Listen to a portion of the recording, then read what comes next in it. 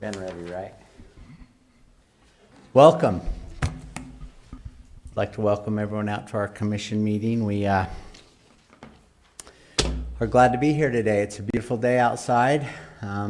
Weather's nice. We're don't have enough snowpack, but thanks for coming. We're going to proceed with an invocation by Ricky Hatch. The Pledge of Allegiance will be by Jennifer Graham, and then I have a thought of the day. We'll start there. Our kind Heavenly Father, we are grateful this morning for a beautiful spring morning. We're grateful for the chance to meet together. And we're thankful, Father, for the freedoms that we enjoy in this country. And we pray that the principles of freedom can be first and foremost in our minds as we make decisions that impact the citizens of this county. We are grateful for all of those individuals who serve in their various capacities in government and in business and nonprofits and in homes throughout the county, and ask that thy mercy and grace will shine down upon each of them. And we pray for wisdom from thee today in this meeting, and do so in the name of Jesus Christ. Amen. Amen.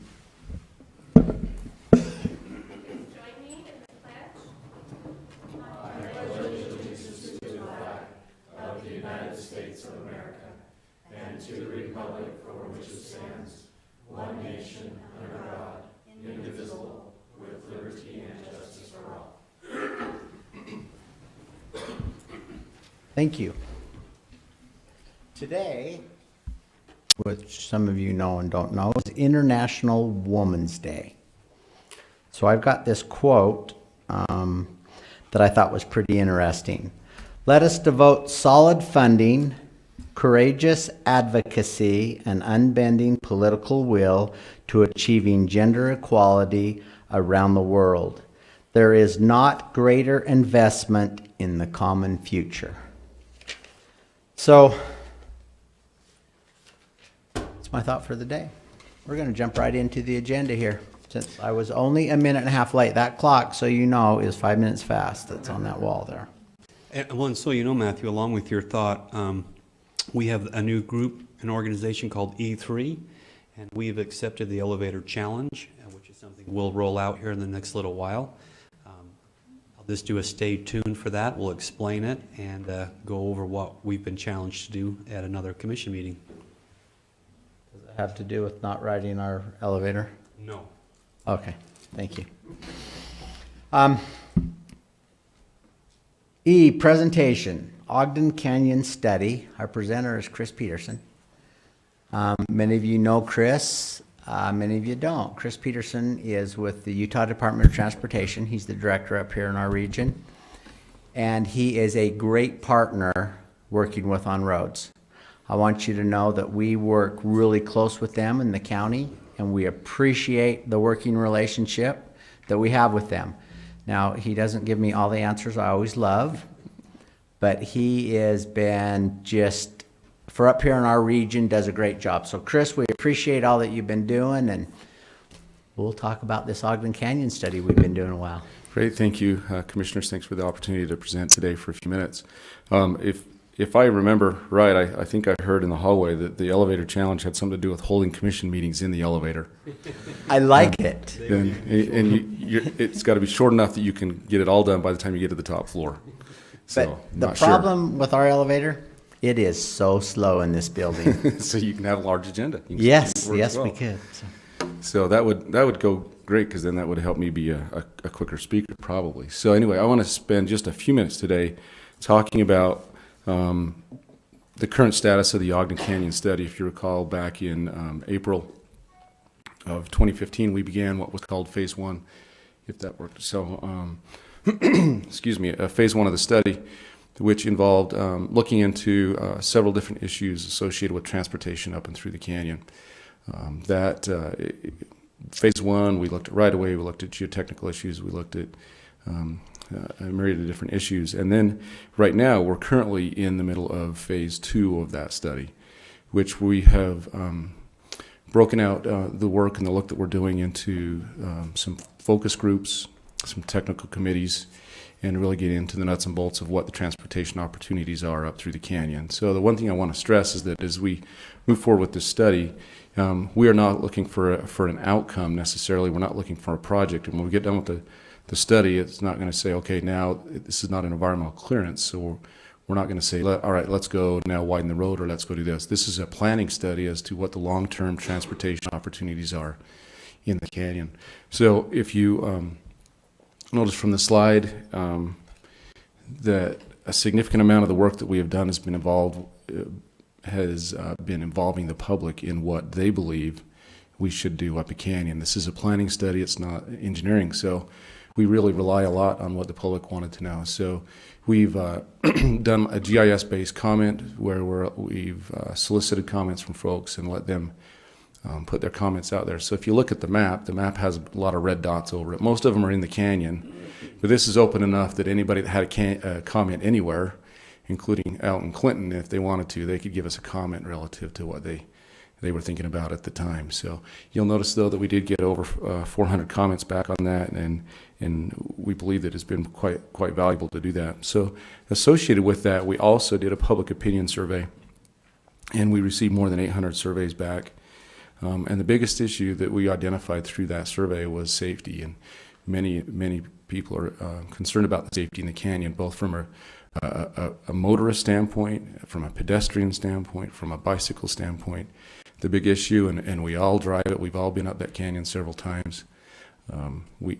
Safety is a concern with the tight curves. There's no shoulders, and there's not a real way to be very actively involved in active transportation, if you want to say it that way, up that canyon. And so that's really what the purpose of the study is to go ahead and look for those opportunities. So 70% of the respondents that we got back were concerned about bicycle and pedestrian safety. 60% of the respondents were in favor of safety improvements, even if they did impact private property. I'm going to go to a slide to talk about what the private property owners say and what we learned from them. And also 55% of respondents do not want bikes on the roadway. They want bikes up there, but they don't want them on the roadway. That's what we learned in the public opinion surveys. Okay, so 78% of the people that responded are in favor of a trail if we can do it without impacting the residents. That's an interesting thing.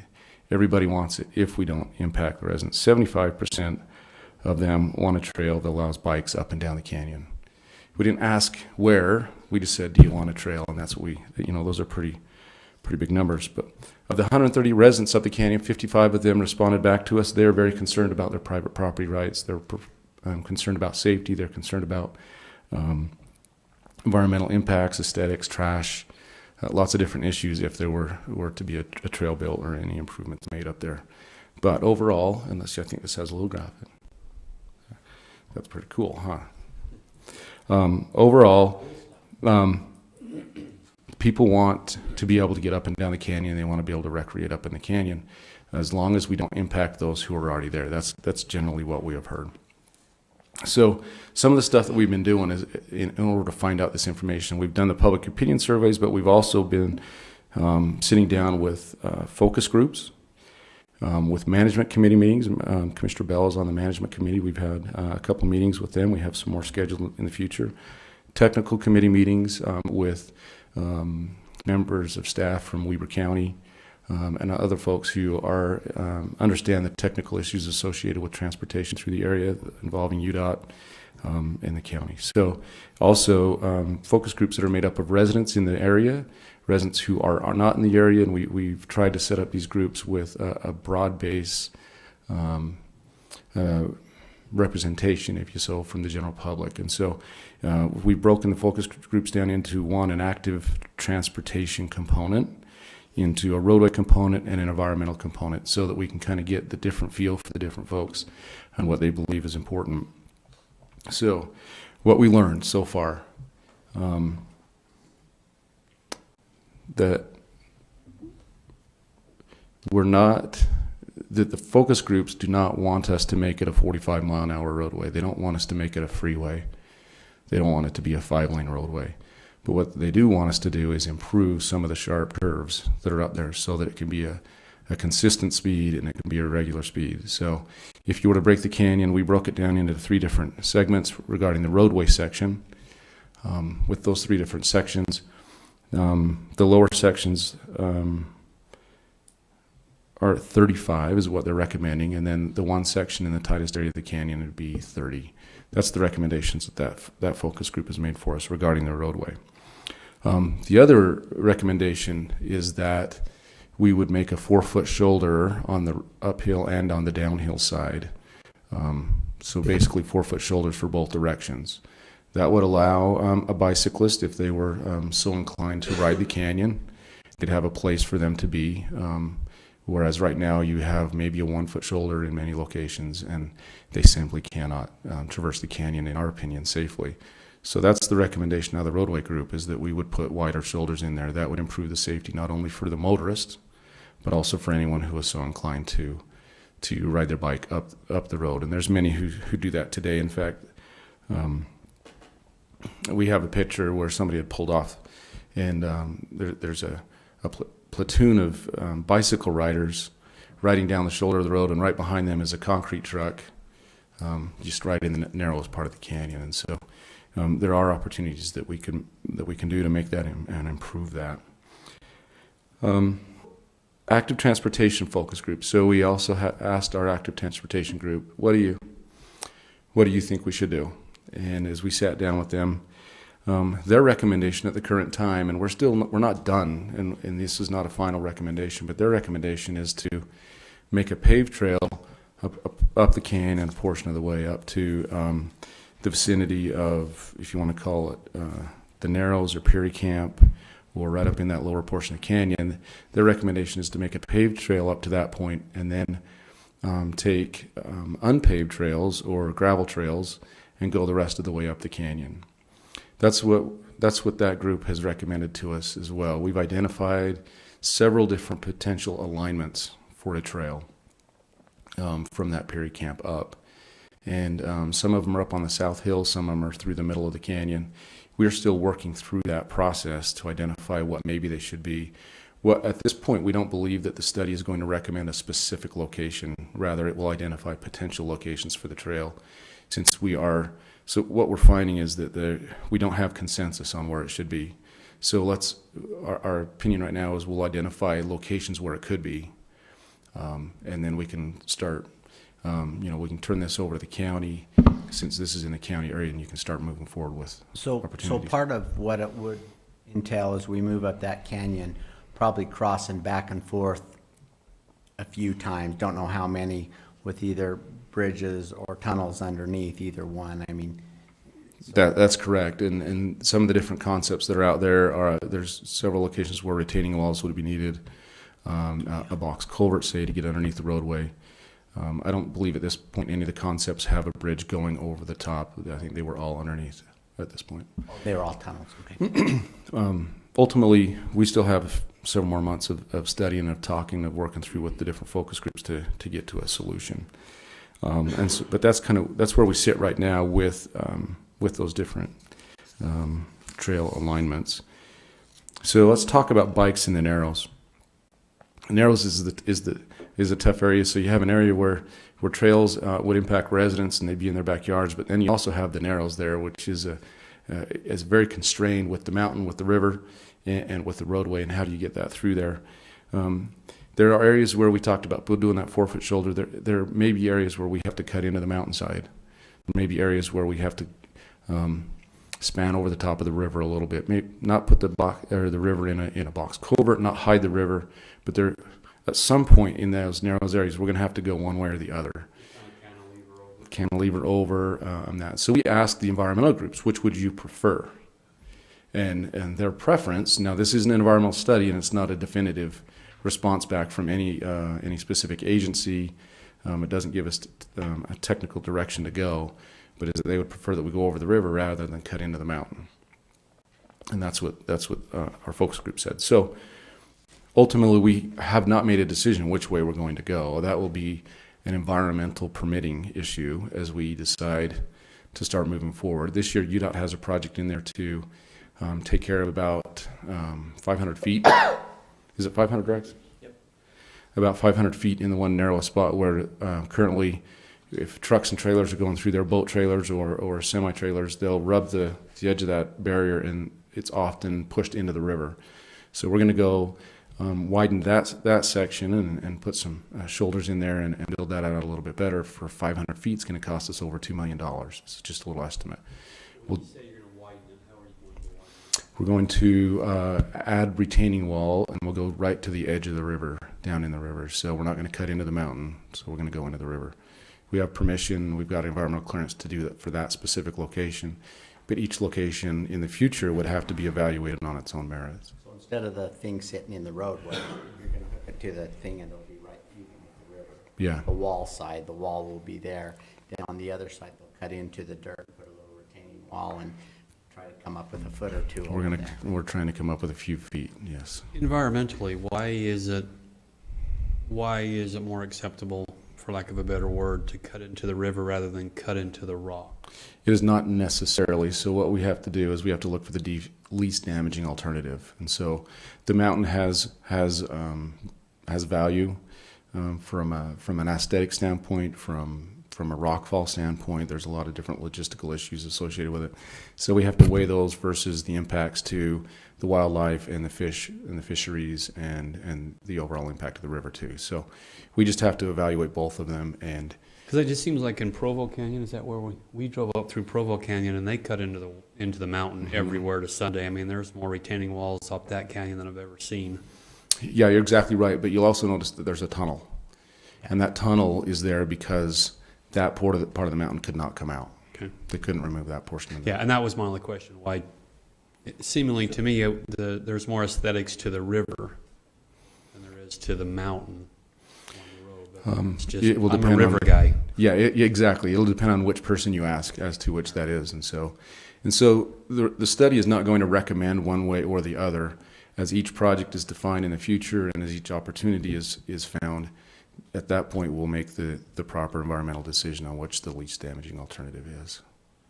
Okay, so that's what I have to present. I wanted to give you guys an update. I want to make sure that as we proceed forward, since this is in Weber County and it's up a canyon that Weber County has a significant vested interest in, we want to make sure that we're not proceeding in a way that is contrary to what the commission is comfortable with. And so that's why we wanted to come present with you today and make sure that you had a chance to look at this, what we know right now, and give us any feedback that you might have.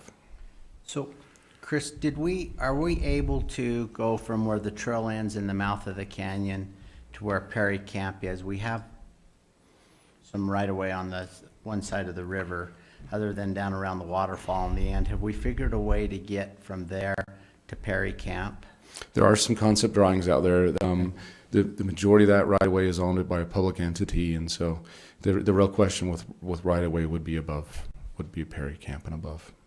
Right, so we may be able to get the trail from where it ends under 12th Street there.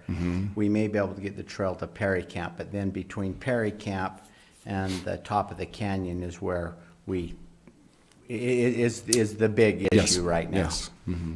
It's pretty much, if you were to look at the trail concepts, there's one trail concept in that lower part of the canyon, and then because of the unknown issues above that, that's where you get several, like I think we have 5 different trail concepts further up above, because they do impact others right away and not just the one public entity. So the residents in the canyon have been really involved in this, have they not? Well, I think really involved is a relative term. Right. You know, we did get surveys back from 55 of the 130. We've absolutely made significant efforts, both in person and mailings and in email, to make sure that they're involved, that we get the feedback. The feeling that we have as a study team is that those who want to be involved and want to give us the comment have been involved, and those who don't want to be involved have elected not to do so.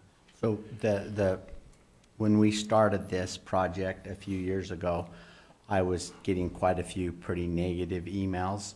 But in the last 18 months, and I've reached out in just the last month, the emails have been very positive. They've appreciated working with you. They do realize that there's going to be a pathway in that canyon someday. people want to be able to run bicycles up and down that canyon. And they want it just to be as, and they've appreciated what you guys have been doing. So, and in a lot of meetings I've been involved in, I really appreciate you guys have really taken into consideration of what they want. Because a few years ago, they were kind of rolled over, the Canyon residents, when I came here, and we kind of brought that around, said, no, wait a second, they're still private landowners, and I appreciate what you guys have done and the openness, and we've spent a bunch of money, your organization has, on doing these studies. They're not cheap, and so I appreciate what you've been doing. Thank you. We have a great project team. Horrocks Engineers, and Rex Harris is our project manager. He drives the canyon every day, so he's very familiar with the issues that are up there. Excellent, great. We have attempted, and I think our team has done a great job doing it, of being very impartial. We won't be building the trail Right. up the canyon, and we've gone to the residents and let them know that we're an impartial. We're trying to look at it and say, what are the transportation needs? We're not trying to push a trail. And I think that that's helped the residents know that there's not an agenda that we have. We simply are trying to address the need that everybody has identified and try to pin it down on what it really is and what it's become. It's been great. Holland, can we make sure that this slide presentation, that we get that out to the Canyon residents so they know what was presented here, and maybe put a link they can go onto YouTube and hear this presentation if they so desire? That would be great. Any other questions for me, Commissioner? No, we appreciate Chris, on one of your first slides that you had some percentages, I think you said 78% are in favor if there's some type of minimal impact. Can you explain to me what the minimal impact concept is? We don't know. Okay. We don't know, but what we got back from the feedback was, we want a trail, but don't trample over the residents. Yeah. And that's what minimal meant. We don't know in their minds. We didn't. You It didn't was set out much more general. criteria, We did not. 2, 3, 4, 5, okay. Mhm.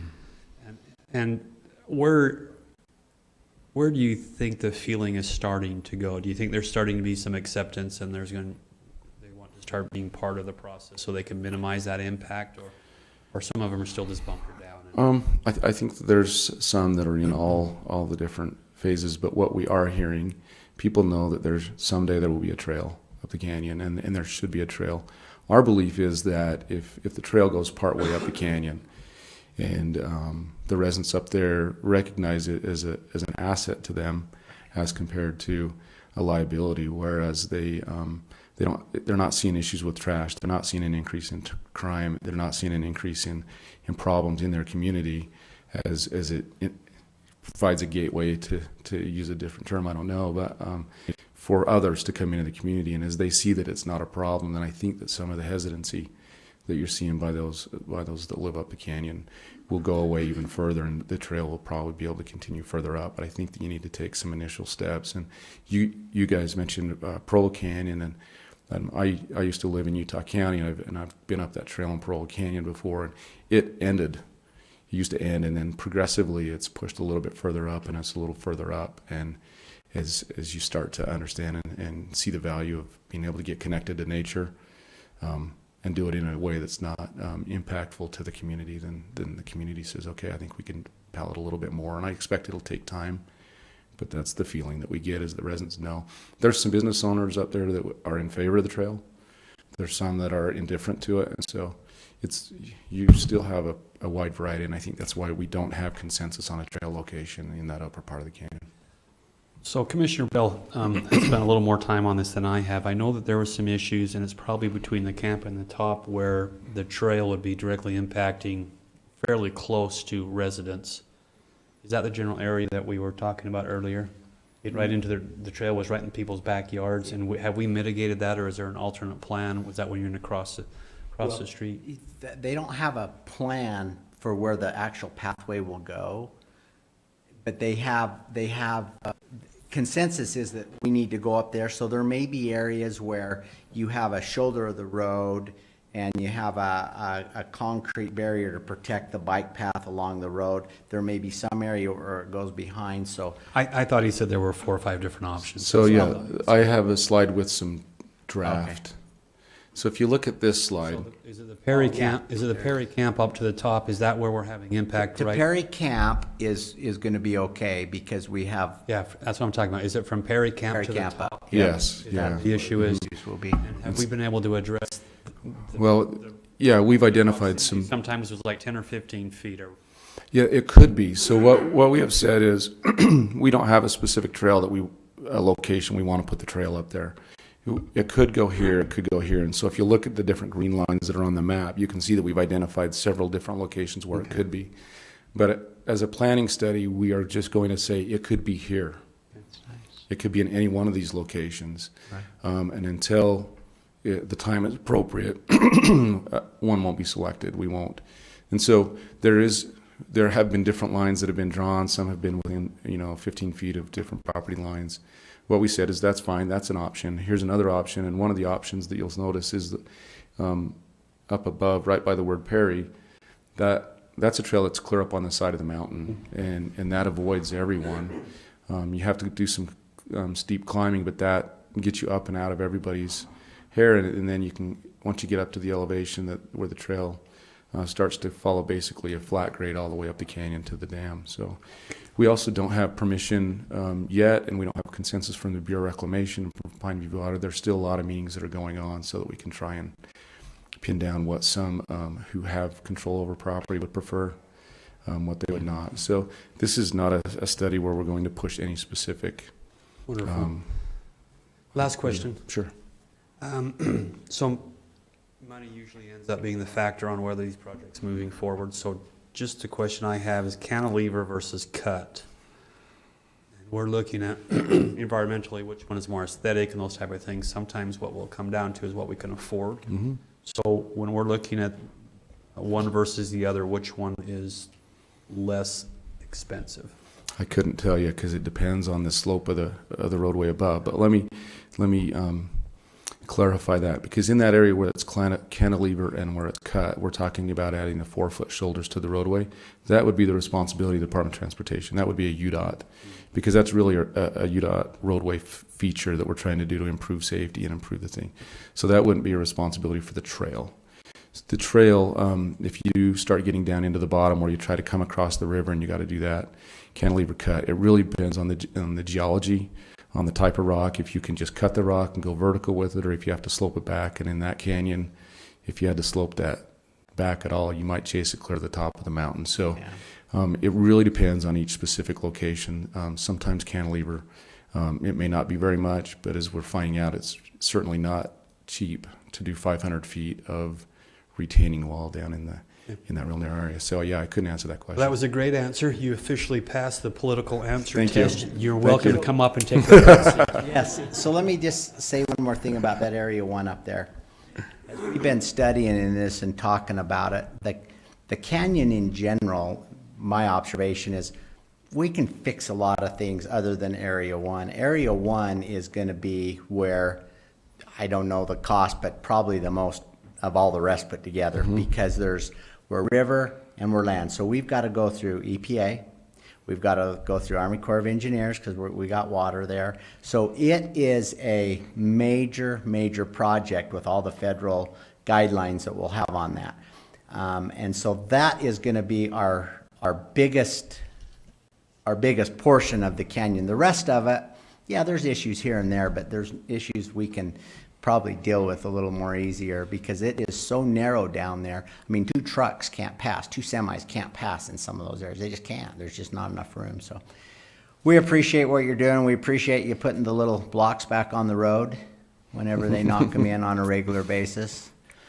And it's not fun on July 15th when that happens on a Sunday afternoon at 3, but they get over it. That's correct. We do our best. We continually work to make some modifications in there to minimize that barrier issue. We do have, as a side note, since I'm here and I have you as a captive audience for a couple seconds, we do in a couple of years have a bridge replacement project up there and some bridge rehabilitation that we will be doing in a couple of years up the canyon to maintain and preserve the integrity of those 2 bridges, the 3 bridges that we have up in the canyon. So when you see that coming in a couple of years, we'll be back in. We'll talk to you some more about it, but that is something that's coming down the path. Can you just throw in 4 months before the bridge? I sure wish we could. I sure wish we could. And the residents and the people that live up there love it when we're doing projects in the canyon. Absolutely. So whenever we can do that, they really love that, so. Yeah, No. we do our best to make sure something is happening in there every Yes. year so we can Thank you. give them something to talk about. I appreciate, Chris, everything you've done up there, and we're doing great. I will ask, I see Lieutenant Burns with the Sheriff's Office. I don't know if he has any comments or questions. He's been over the patrolling of that canyon for a lot of years, or anything he can suggest to us. Thank you. Thanks, you. Chris. Thank you.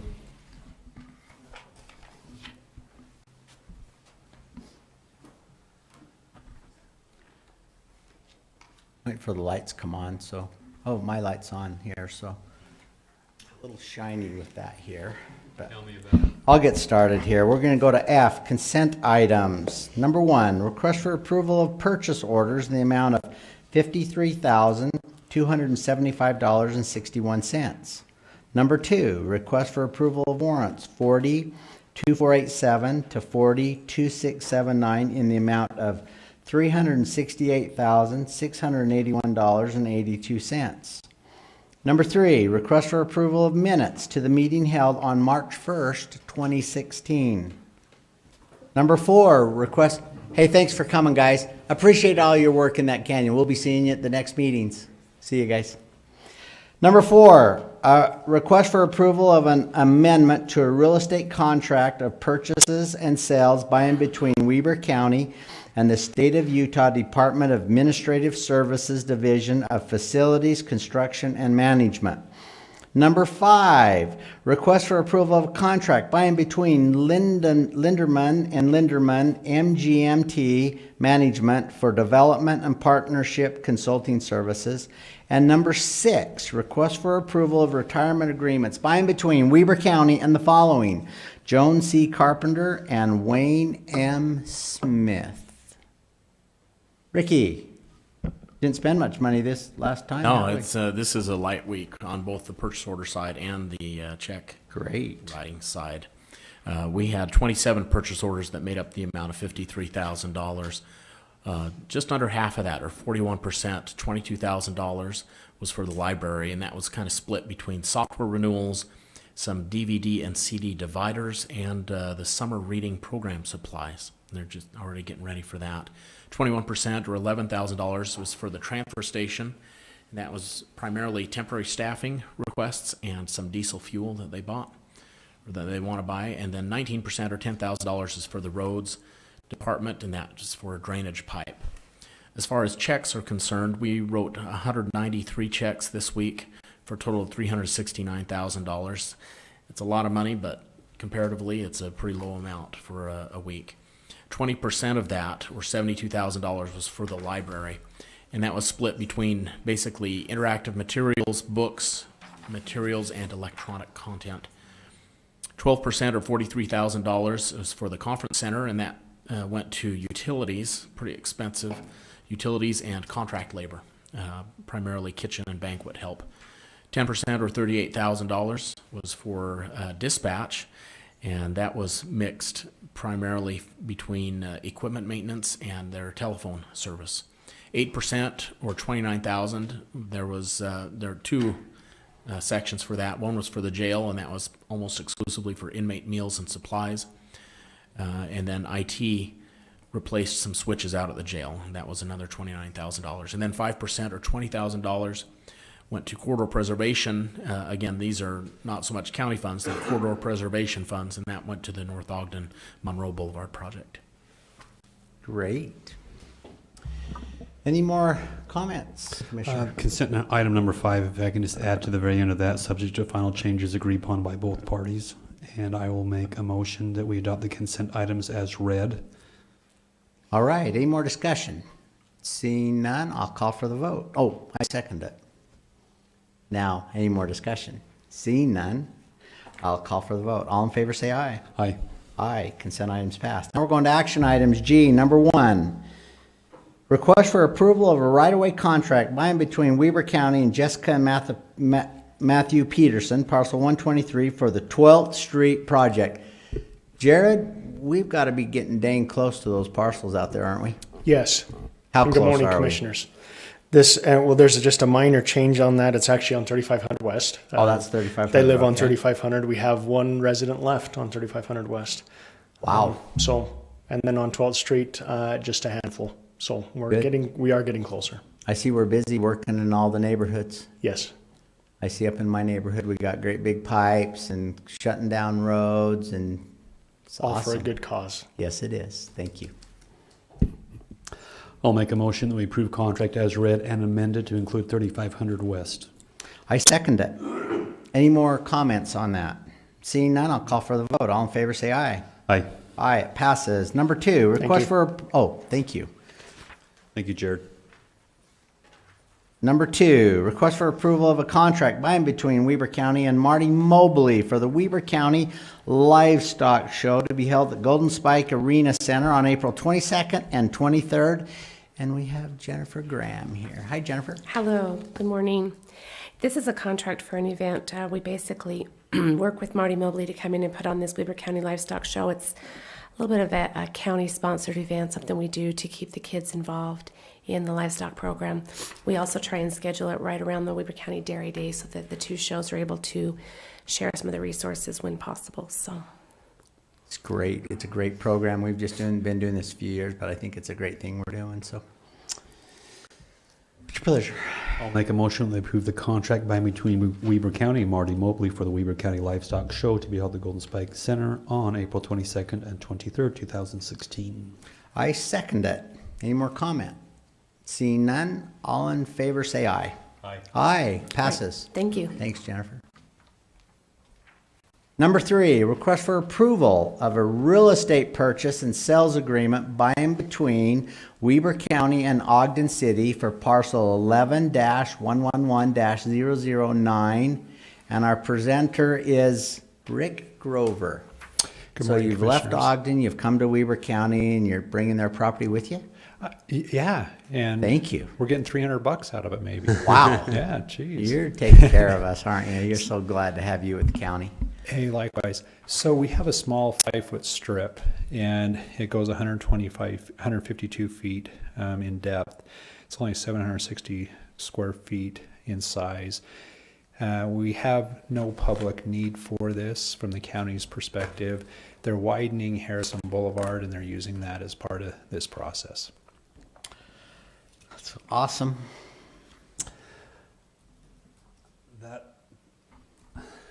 That's an interesting project they're in the middle of. I feel Yes. bad for them. Yeah.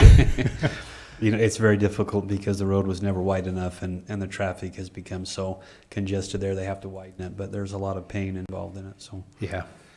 I'll make a motion that we approve the real estate purchase and sale agreement by and between Weber County and the Ogden City for parcel 11-111-0009. I second it. Any more discussion? Seeing none, I'll call for the vote. All in favor say aye. Aye. Aye. H, public comment. This is the period when the public can stand at that microphone and tell us what we need to be doing or how wonderful Commissioner Ebert is. No takers as usual. Really? Not one person? Okay. You can send it to us in email. Most people do it that way anyway, so that's okay. We'll assign the Pledge of Allegiance and the thought and that, and I'll let Shelley handle that. And we're going to go into number J, request for approval of a closed executive session to discuss strategy relating to the purchase or sale of real estate, as well as strategy related to imminent and ongoing litigation. I'll make that motion. I'll second it. It's probably going to be a roll call. Commissioner Ebert? Aye. Commissioner Bell? Aye. Okay, we're in closed session. We'll be back here in a minute. So everybody stand by because all the fun stuff happens when we come back. Jared, that doesn't, you can leave. Hey, Grover, I need you and Mark